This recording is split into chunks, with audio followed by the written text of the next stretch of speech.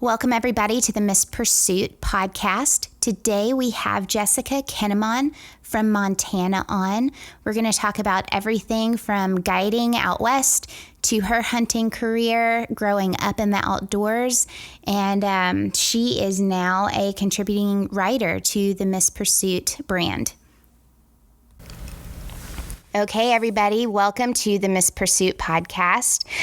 We've got Jessica Kinamon on with us today from Montana. Thank you, Jess, for hanging out with me today. Yeah, thank you for inviting me to hang out with you. It's kind of nice to chat about everything with somebody. It's true. It's very true. Anybody that will talk about it, I'm like, yes, let's have a convo. Right. Yeah. Well, do me a favor. We're talking today specifically because we are both contributors for Miss Pursuit, and getting to know you and who you are and what your role is going to be is really important to me and for people to listen to. So let's start back.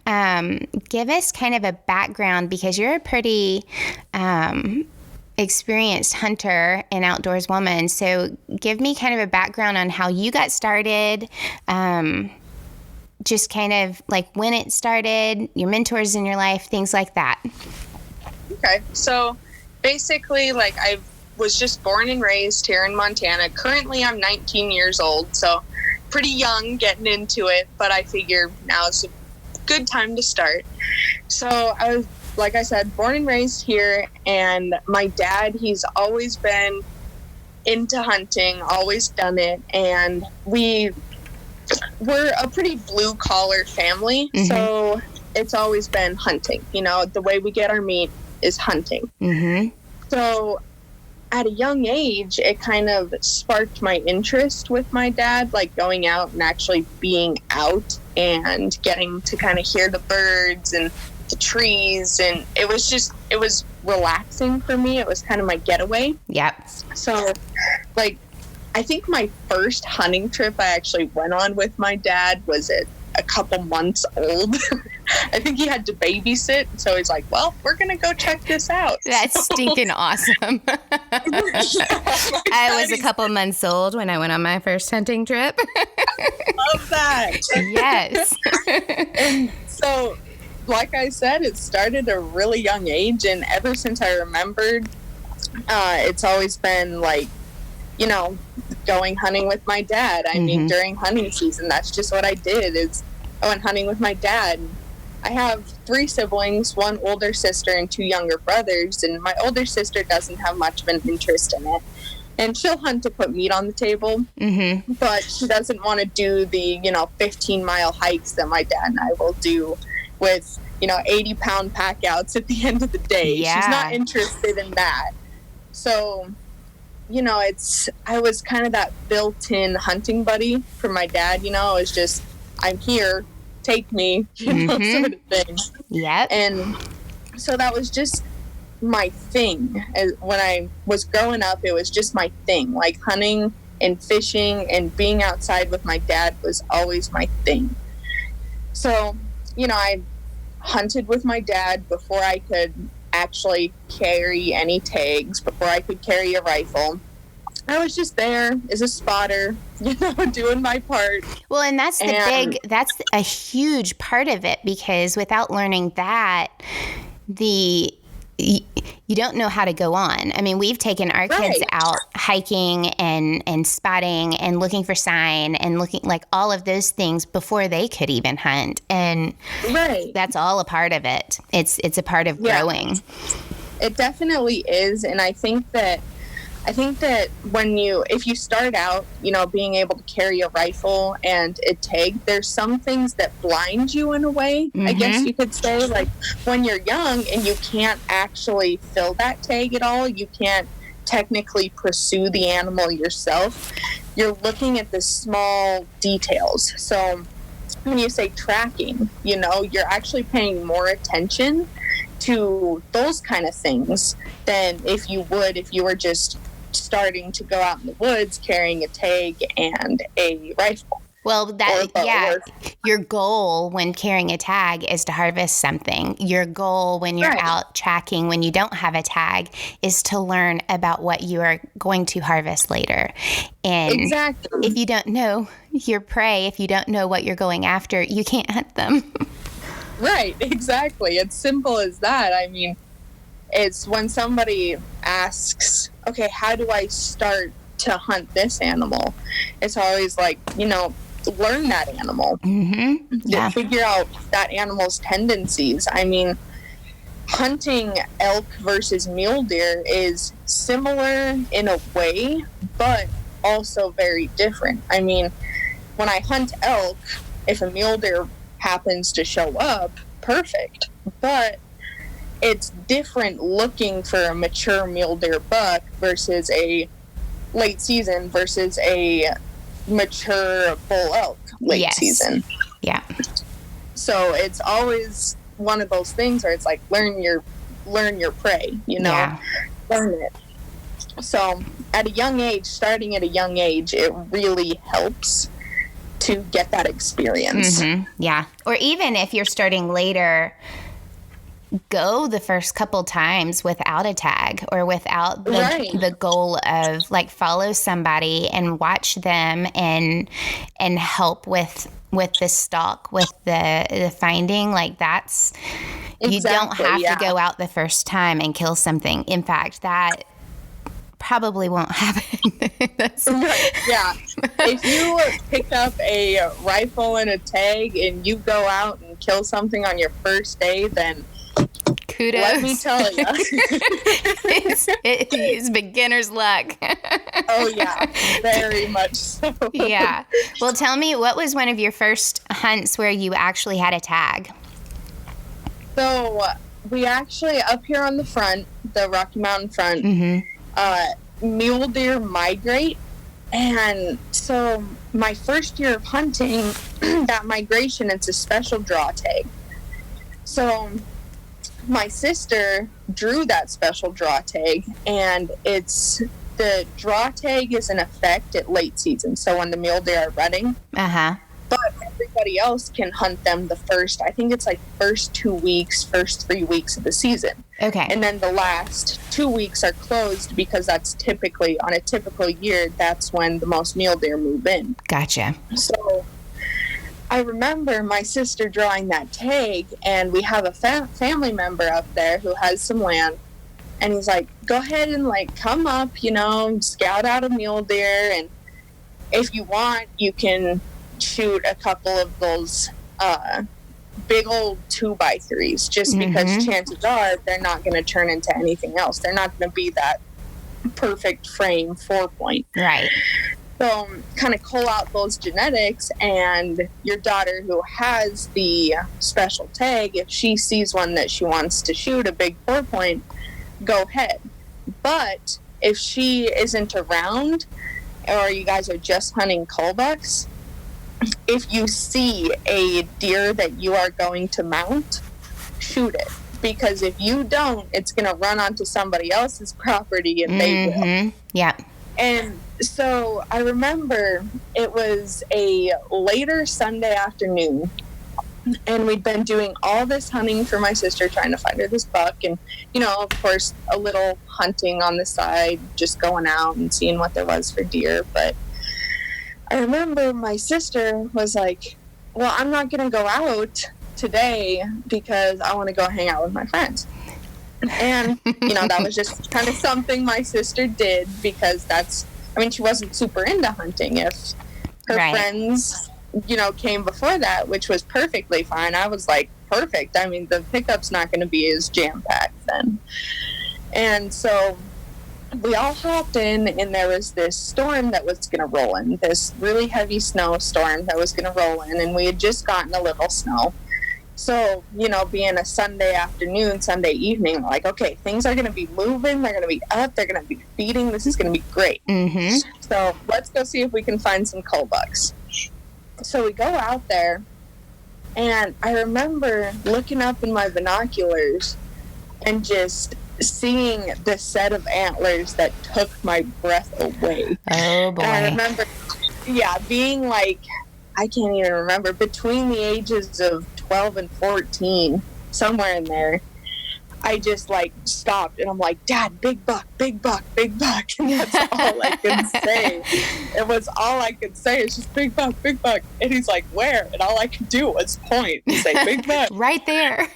Way over there. Exactly. And so my dad, he watched in the binoculars and he studied the deer just because we didn't want to shoot something that was subpar, you know? Right. That could do all, that was a really good genetic buck and do all the breeding that year. Right. But be in his prime the next year, you know? And so we're looking at him and looking at him. And my dad's like, yeah, I think that that's a deer that we got to shoot. And so it was me, my mom, my dad, and my little brothers. And so when that happens, you know, my dad has a tag, my mom has a tag, and I have a tag. We all have these general deer tags. So who gets to shoot?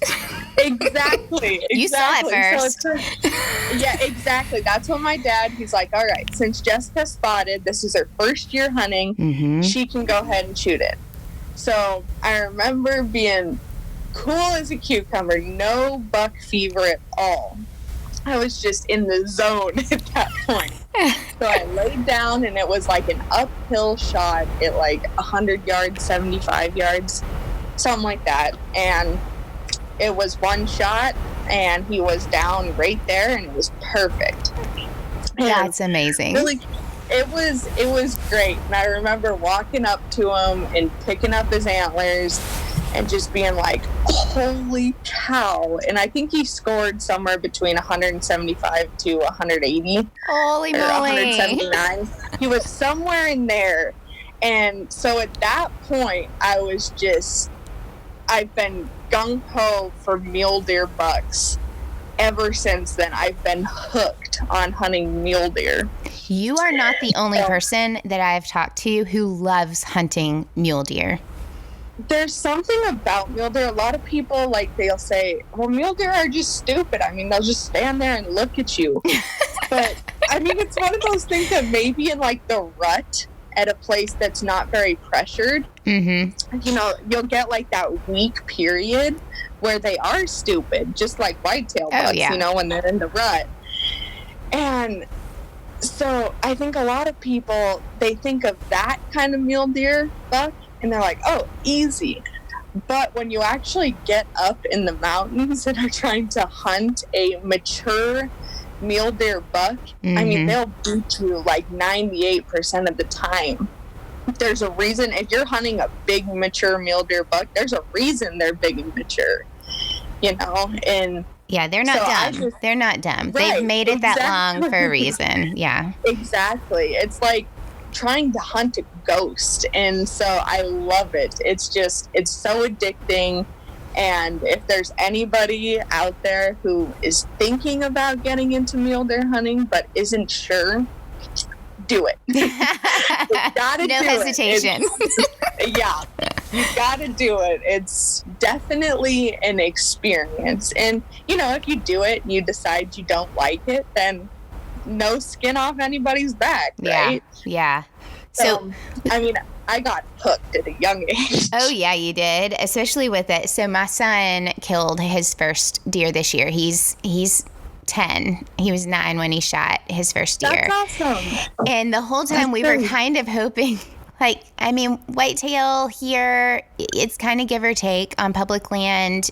To get a big racked older deer is kind of hard. And so the hope was that he wouldn't find like the perfect 14 point, because we call him like, we were hoping for something a little bit smaller, just to, you know, let's give him something that he can move toward in the future. Exactly. He can kind of build up towards it. Yes. And so he shot and he thought it was a doe, and it ended up being a button buck. And we were like, that's perfect. That'll work. Perfect. That's great. And he was so stinking proud of it because he thought he had shot a doe, and yet his first deer was a buck, and we are hero mounting a button buck. I love that. That is so great. But hey, that's probably one of those things. It's like when people say that, you know, to mount something or to Euro mount something, it's got to be impressive. No. The story is so much more of a trophy than the antlers itself. It is so true. It is so true. It takes... Exactly. It takes us back to when he opened those legs and he went, "It's a buck!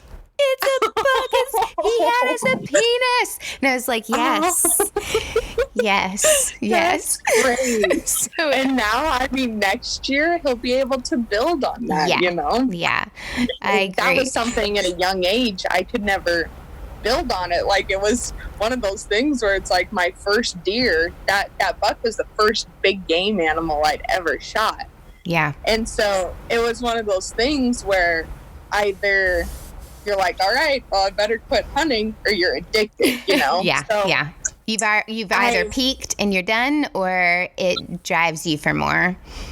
Right. And so it's like if my sister would have shot that deer her first year, then it probably would have been different had I shot it. Yeah. So since I shot it, you know, I got addicted. My sister, she probably would have been like, well, I don't know. I better just take out doe tags. I better just go hunt does for the meat rather than try to find anything that's big. Yeah, it's true. It's true. And it just depends on the person. Right. Yeah. And I mean, me versus all my other siblings, it's a total different thing when we talk about different scenarios and who would have been in that scenario. It's always different. So, and I think that, you know, him shooting a button buck, that's so cute, and getting perfect. the Euro mount of it. Hey, and so we have been eating good on that. Oh, I bet. Those things eat so good. Yes. So good. Now, you said that your mom had a tag too, so she hunts as well. Everybody hunts? Yep, everybody hunts. So my mom, she's now wanting to get into it a little bit heavier than before. And so she's kind of always been, if I have to hunt, I'll go hunt. Yeah. You know? Yeah. And so it's been nice having that, you know, having a mom who's not necessarily, not against it, but not necessarily not into it. Right. So, I mean, she's always let us hang up deer heads all over the place, you know, put up skull mounts, put up shoulder mounts, put sheds all over the place. She's been great about it. So it's kind of given a good example for me, you know, because you hear about those, I guess you could say, stickler wives, right? Who are like, nope, in the garage, not in my house, you know? Yeah. And so it's given me like a good example on that. I guess you could say if I wasn't into hunting, that it's okay to have that kind of stuff in your house. You know, it's not a big deal. It's all about a balance. It's true. Right. Yeah. Right. Hey, you said that I want to go back just a second, because you said that that buck was your first big game. Did you start small game? I did do some gopher hunting. Yeah. But that was pretty much the extent of it. Well, you've got to sneak up on those little buggers. It's not right.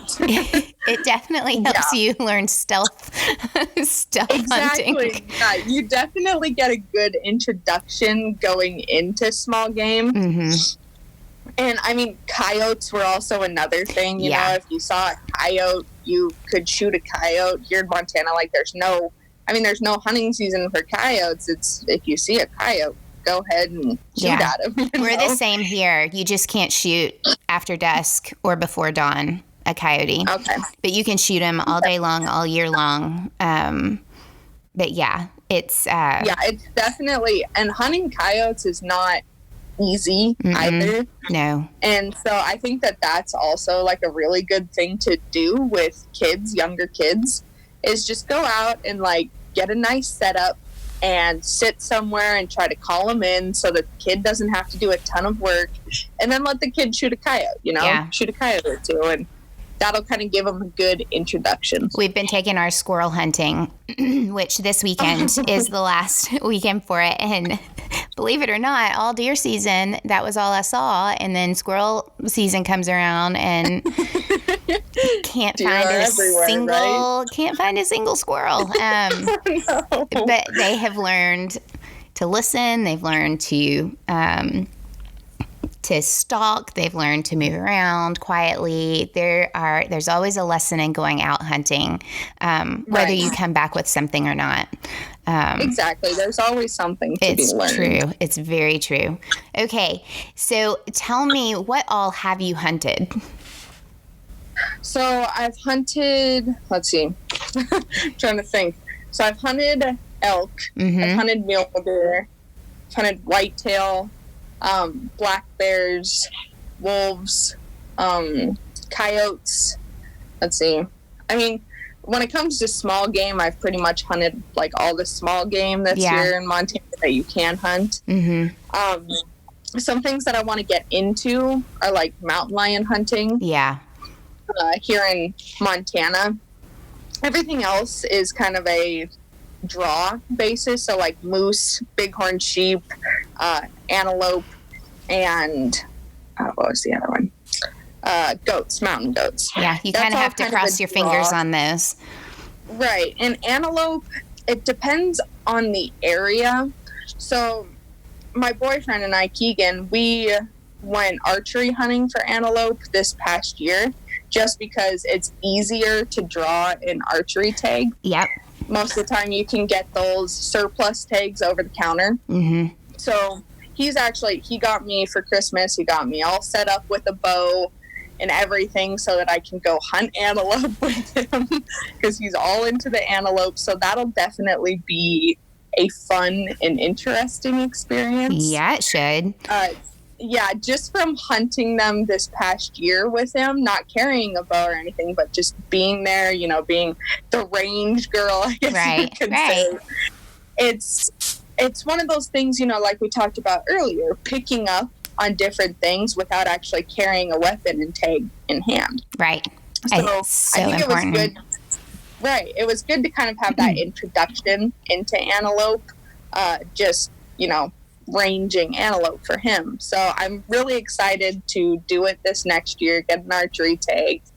But rifle hunting wise, that's pretty much all I've hunted is elk, whitetail, mule deer, bears, and wolves. You say all, and I'm like, well done. I guess that it's definitely different, here in Montana versus out east. Yes. It's definitely different. I mean, we've got elk in Tennessee, in East Tennessee, but it is,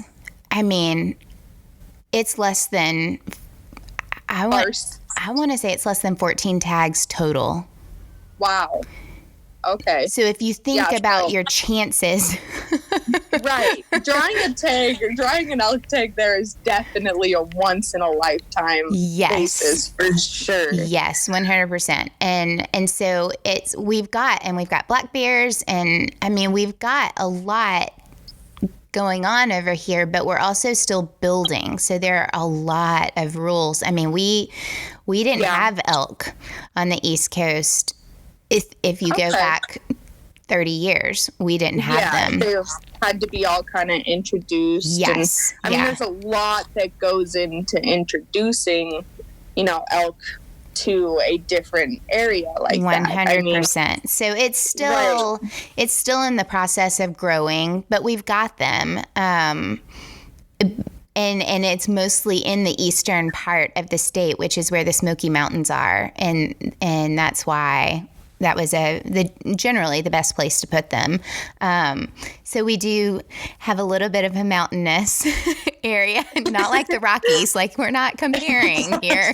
I've been to the Rockies. It's definitely not the same, but it's it has its challenges when you've been a flatlander hunter. Right.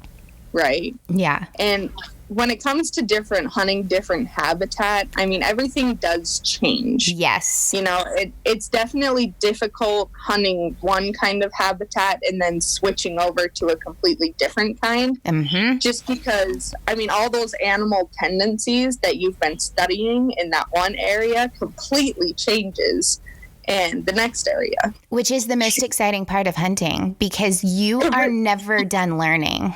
Ever. Exactly.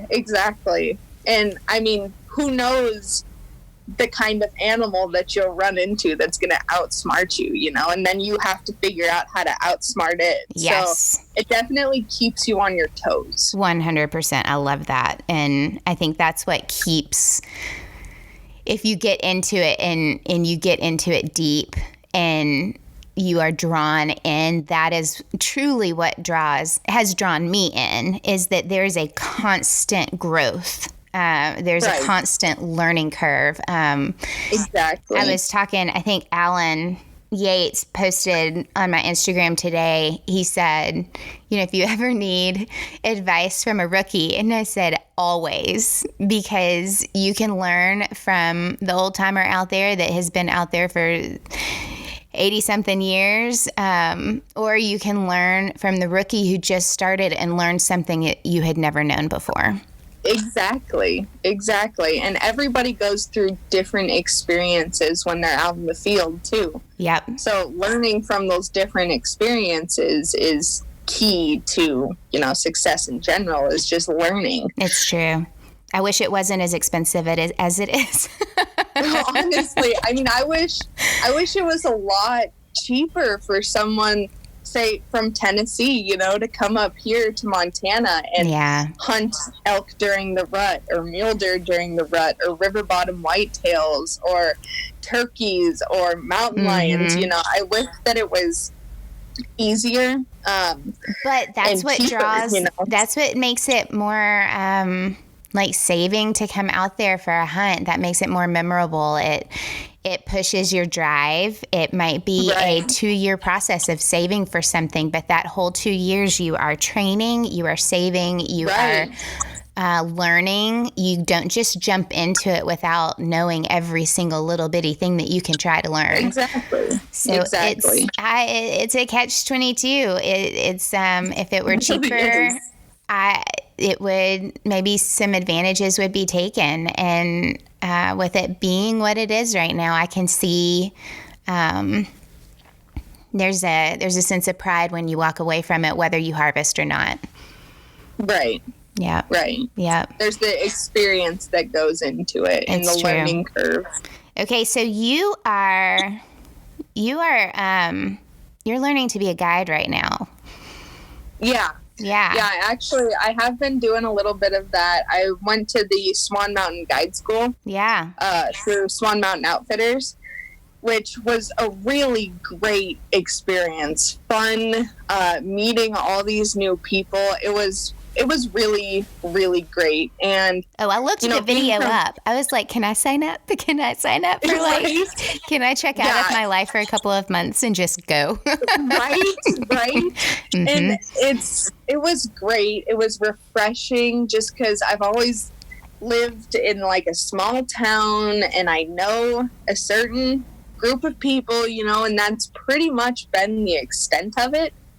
And so, you know, going to that guide school and meeting all these new people and learning from them, it was amazing to do that. And if anybody ever has the chance to do anything like that, go for it. You know, be open-minded towards that kind of stuff. And something that I had kind of talked about with my dad was, what will I learn? What will I gain? Just because being, you know, at that time, an 18-year-old girl who did a lot of hunting, I knew a lot more than the average 18-year-old girl who just got into hunting, I guess you could say. Right. And so it was kind of one of those things where it's like, okay, to make this worth it, I need to figure out, you know, if I'm going to learn anything. And then I got to thinking about it, and I'm like, you know, even if I end up not learning a ton of new stuff, it's the experience, getting me out of my shell, Mm-hmm. I guess you could say. It's all about that. And so when I went and I was meeting all these new people and just getting to know a completely different atmosphere, I guess you could say. Right. It was eye-opening. It got me out of my shell. I mean, I met my boyfriend there, my current boyfriend, Keegan, and my best friend, Jake, who's from Maine. And I mean, Jake, talking to him, it was very interesting just because he basically, in Maine, he had just got done with college, all that kind of stuff, and just decided, hey, I want to go out there and I want to do this. So that's what he did. So talking to him, the possibilities are endless. Right. I guess you could say. Well, and even going in with all the experience that you had, learning how to guide clients is always a little bit different than guiding a friend or family member or like you got to learn some ways of catering to a paying client. Right. Because I mean, me versus someone who just bought this hunt and has never done it before, it's going to be very different, you know? My dad and I will get up 4:30 in the morning, put on our boots, grab a cup of coffee, and then go do 15 miles on the mountain, and just walk and walk and walk. You can't necessarily do that with a client who's never done that before, Exactly. And then expect to get up the next day and do it again. Yeah, you aren't guaranteed a client who is in physical shape to do that. And not even like just physical shape, because physical shape and physical toughness has a lot to do with it. But I think that a mentally tough person could walk circles around a physically tough person. It's true. And what I've learned over the past couple of years with my dad and I just kind of trying to push more and more and more each season is that the mental toughness aspect of a hunt is so important. Yeah. And you can go to the gym and you can work out for it and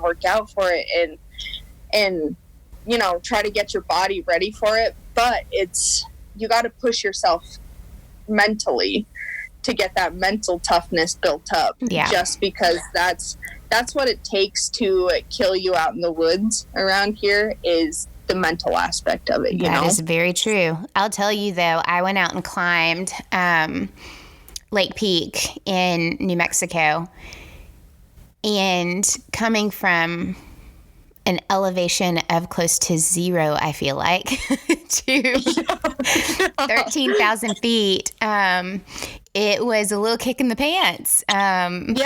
Even training for it, there are some things that you really, really cannot prepare for. Exactly. And so it's, like you said, that day, screw my physical.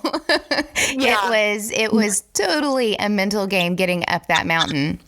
Exactly. And I mean, when it comes to, getting physically fit for the mountain, I mean, you can do all the stuff in the gym that you want, but the best way to get yourself ready for the mountain is to go on the mountain. Right. That's right. That's the best way to do it, is just do it and try to make a goal of doing more every day, or doing a consistent amount every day and not taking that rest day, or going on a half day.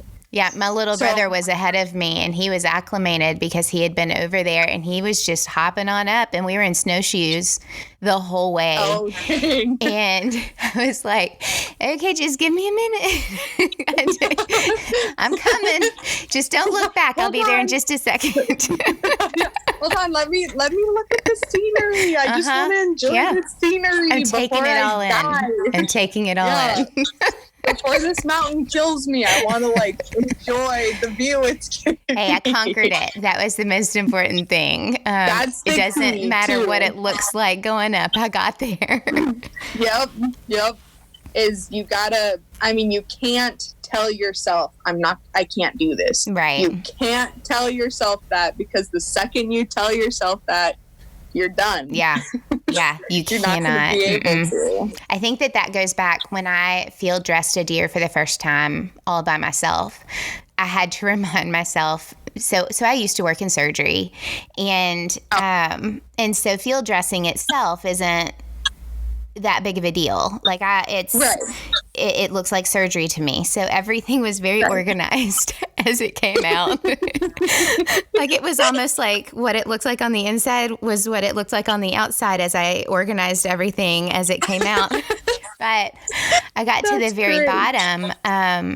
And since then we haven't, like this year, I field dressed one, and the rest we did the gutless method, but I got down to the bottom, and the way that my husband field dresses and the way that his grandfather field dresses, like they do it, they're 6'2", 200 plus pounds. I'm 5'2", a little bit less than that. And, and so the strength that it took for them to break, that pelvis to get everything cleaned out, I couldn't do. I physically could not do that.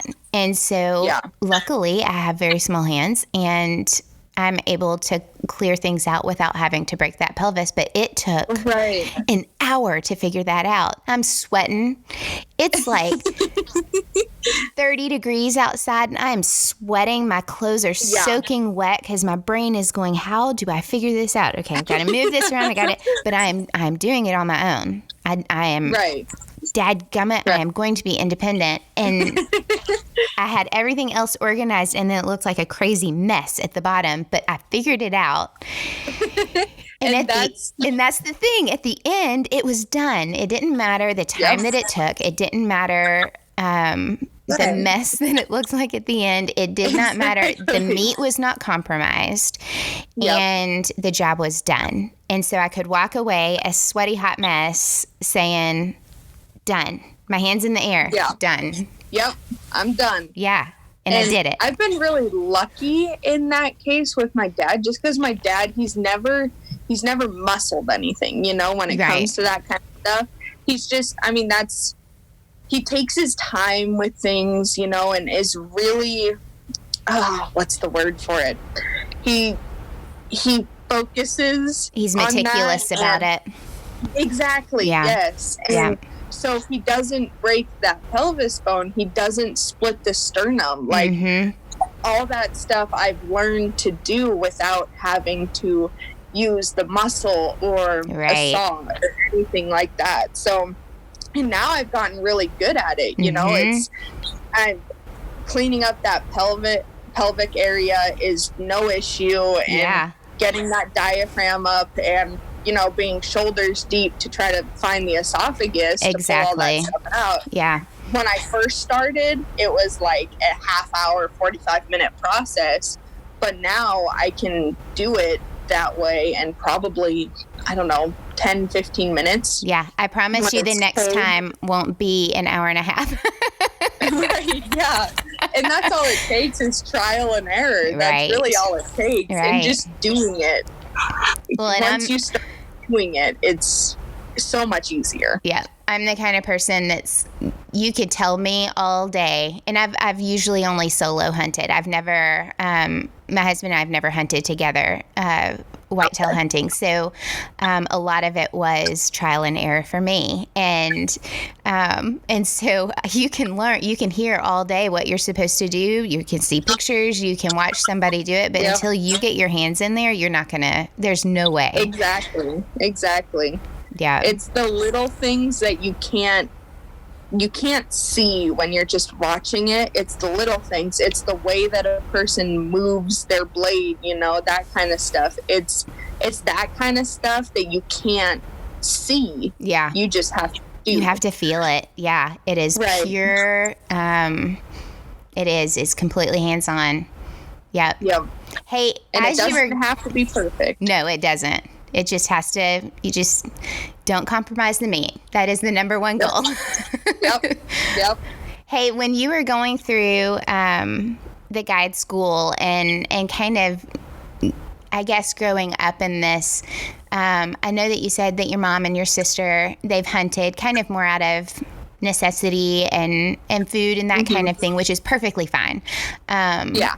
But did you notice, especially at the guide school, did you notice, I mean, was the number, I know that the numbers could never be 50-50 girl and guy. Right. But did you have anybody there that was, like, were you the only girl going through it?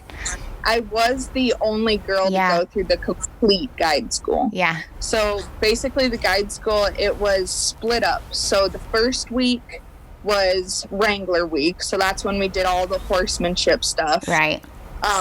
Trail rides, that kind of stuff. The second week was pack week. So we learned, how to deal with mules, packing mules, all that. And then the third and fourth week was the hunting aspect of things. And so there was 2 girls that were there, 2 girls and myself that were there for the Wrangler week. And then they left. And then there was another girl and myself there for the pack week. Okay. But I was the only girl who was doing the hunting aspect of it. Gotcha. And it was definitely interesting, like, talking to those 3 other girls about it. They were really interested, and they're like, oh, wait, so you do a lot of hunting. You're into that. Like, tell me about that. Yeah. And so that was definitely interesting to talk to them about it. And, they kind of got their eyes open on, hey, I could do that if I wanted to. Yeah, maybe they'll come back and do it. Right. Huh. Maybe. They might. It's not an easy one. No, it's definitely not. And especially being a female and getting into it, it's kind of difficult just because, there have been guys that I go hunting with and I'll say, I think we should do this when we stalk that animal. And they're like, but why should I take orders from you? Yeah. And I mean, Keegan and Jake, they're really great about that, just because Keegan, he's from Oklahoma, and Jake's my best friend. Keegan's my boyfriend from the guide school. Jake is from Maine, so they've never done a ton of hunting here in Montana, and they're great. He's done some elk hunting and whatnot, but they're really great when we go hunting to being open to what I have to say. Right. They respect that experience. Exactly. And I don't think they really see me anymore, at least, as just, some girl. They're like, okay, she actually knows what she's doing, and it would benefit us if we try to learn from it, if we take advantage and try to learn from it. Yeah. So it's definitely nice having male hunting buddies like that versus some of my past male hunting buddies that have been like, no, like, I'm not listening to you. I'm not taking orders from you. I know more than you do. So yeah, it's definitely nice to have that. I can see, though, at the end, like, being certified, being qualified, you have the experience, all of that, but actually getting a job as a guide is probably not the easiest thing to find.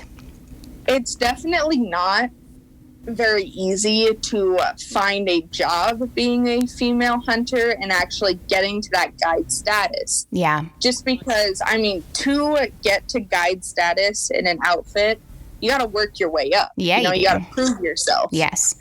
And so being a female, there are some outfits who, not all, but there are some outfits out there who will tell you, okay, you're going to start as a camp jack and a wrangler and then go to a packer and then be a guide. And you'll be a wrangler and a camp jack and maybe a packer, but you just don't advance to that guide position of going on solo hunts with your own clients and just you. Right. It's, you just don't really get there with some of these outfits. So I think finding the right outfit Yep. To work for, somebody who's a little bit smaller, family-based, and just proving yourself. I mean, something with me, it's like I was packing for an outfit once, and there was some really heavy loads that needed to be packed. And I saw those heavy loads, and I'm like, you know what, that's an opportunity. I'm going to go pack the heaviest loads on this string, and maybe that'll kind of prove myself a little bit as a packer. And so I think that when it comes to being a female in that field, you definitely have to work harder just to prove yourself, just to show everybody that you do belong there and you are on the same level as everybody else. Well, and it's not like you're saying, hey, give me that spot right now. Right. It's more along the lines of, and I've heard it from a couple of different women who have been in that same position where they're stuck as an assistant guide. And it's tough. You want to earn your way. You want to show that you have earned that spot. But you also want to be validated that you've done the work, you've done the hard work, you have proven that. And there's only so much, like, you can't get the rest of that experience without being put into that position. Right. Exactly. And like you say, the assistant guiding, you have to do some things on your own. You actually have to do it before you fully learn that. Right. And so, you can't have somebody just being an assistant guide and then expecting them to know absolutely everything. They actually do have to build up on that kind of stuff. It's true. And that goes for anybody, whether you're male or female. You have to build up to, that fully experienced, ready to go status. Right. Exactly. Well, I'm glad that you're pushing it. I'm glad that you're working for that and earning that spot, because we need more out there. I think that it would be foolish for outfitters to not have female guides. The number of women coming into our community, going out for a trip for a couple of days as an East Coaster, coming out west, it would put me at complete ease to start into a couple of days of a trip, a week-long trip with a woman guiding. There can be other men there. There can be, that's fine, but to not be the only woman. Right. I'll do the trip with all men, but the sense of having another woman there that I can tent camp with, I can hike with, I can have a conversation with, I can relate to, that I can say, hey, how do I handle, the time of the month when we're out there? Like, how they can't answer those questions. And so I think that it would be very helpful with the demographic growing to have more women involved. And I know that they do, but I think that to have women in that leadership position would be really cool. Right. I totally agree. And there have been a couple female guides that I've met, and female packers and female wranglers. And they have a different mentality. They are some of the toughest people that I've ever met. And so, and like you say, it's all about being able to relate. Clients, when it comes to guiding and outfitting and going on guided hunts, people want to be able to relate. That's how people get along with each other, is just being able to relate. And so I think that a smart business move when it comes to being an outfitter is, if you have a female guide around and you have a big female group coming in, just, pair that female guide. And if you don't have two female guides, then pair a female guide and a male guide, whatever. But they'll be able to relate a lot better to that female guide than they do with that male guide. It's true. And that's another thing that I think a lot of outfitters just kind of blank on, is the fact that there is a possibility that women are going to book your hunts. Yes. It's not just going to be men who book your hunts. Yes. Especially these days, women are starting to get into it a lot more than they were before. That's growing. So I think that a smart business move by a lot of these outfits would be to hire a female guide or two. I'm not saying that, it has to be, completely even or whatever. Oh no. And it's definitely experience. It's definitely like, Right. I don't want to go with a female guide just because she's female. I want her to have the experience. Exactly. But I also, if I'm looking at two different outfitters and they're both kind of equal on the playing ground on experience and on kind of what my goals are, if I see that one has a female guide, I truly am probably going to lean more in that direction, just out of, okay, well, that shows me that they respect a woman who is coming in like that, but also that, I can relate and they can relate. Right. Yeah. It'll just be a better experience in general. I mean, just because you can relate. It's true. It's very true. Relate on a whole different level. Yeah. It pushes you. It pushes you way outside that comfort zone. So it's kind of nice to have somebody there that can continue to push you, knowing what that limit is. And what you can push past. Yep. Right. I agree. Well, let's get into Miss Pursuit really quick. Tell me because I'm loving Carly's vision on all of this and bringing women in who can blog and write and vlog and podcast and all of that. But tell me kind of what your part is in this. Well, being a younger female, I wanted to get into the outdoors any possible way, kind of further that influence. I didn't just want to be, an Instagram huntress, and that was it. Right. I wanted to actually do something. So when Carly reached out to me and I got to talking with her, I'm like, this would be great, not only, especially with it not just being Montana, it's all over the United States. So I can show other female hunters out there or even male hunters out there that anybody can do this if they want to do this. If they're willing to just go and do it and put in the work, anybody can do it.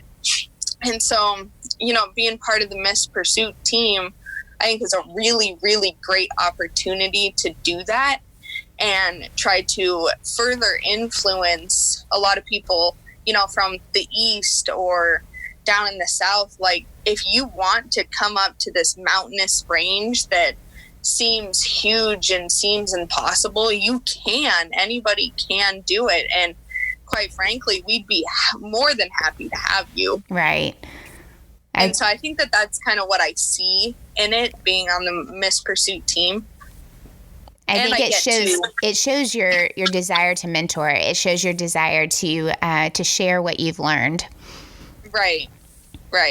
And having younger siblings and younger siblings to mentor into hunting, and other female friends and male friends that haven't done a ton of hunting, mentoring them into hunting. I want to do that. I want to take people hunting. I want to let them have the same experiences that I've had. Yep. And it's not always harvesting something. I've had the best experiences just being out there. And my dad is definitely my absolute best friend. I mean, there's no doubt about that. And that's just because we've been through a lot of things out in the woods that, I can't necessarily just go through with somebody else. Right. I mean, we've been through so many miserable things that it bonds you for life. Close. Right. We're so close at this point because we've been through all these miserable things together. And that relationship is definitely, you know, a coveted relationship. It's something that I wouldn't give up for anything. And so building that kind of relationship with other people really appeals to me, and other people being able to build that relationship with somebody else. Right. It's something that you can't necessarily get anywhere else, you know? Yeah. It's a different kind of thing. It's hard to explain, you know? It's something that's completely different. And so getting as many people as possible to be able to experience that and the highs and lows of it, I think that's my overall goal. Well, good. Well, I can't wait to hear more from you. I can't wait to see truly what is coming with Miss Pursuit. And we're kind of right here at the beginning of everything. So it's exciting to see where this is going to be going, and all of the women that are going to be involved, because I think Carly does a great job of pointing out, I'm not perfect. I started somewhere. Everybody starts somewhere. Right.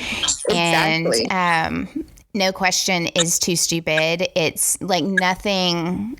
It's a safe place for people to come and listen and learn and read and grow, and find community, because it's hard to find like-minded women, especially in our hunting community.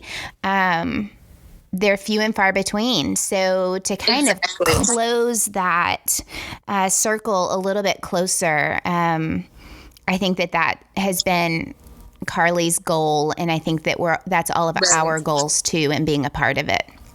Right. Yeah. And she does a great job of picking a wide variety. Yes. You know, I agree. She really does a great job in that, just because, I mean, you know, it's talking to everybody that's on the team. It's like, there's such a vast, you know, how would I put it? There's so many different personalities in there. There's so many different mentalities in there. Well, there's totally different hunting places. It's exactly all over. All over from the United States, and people who hunt in different ways. You know, you have people with hounds, you have people who hunt in the mountains, you have people who hunt the flatlands, you have river bottom hunters, you have just such a variety of hunters that if somebody wants to start to get into hunting, they have so many different options on people to talk to. It's true.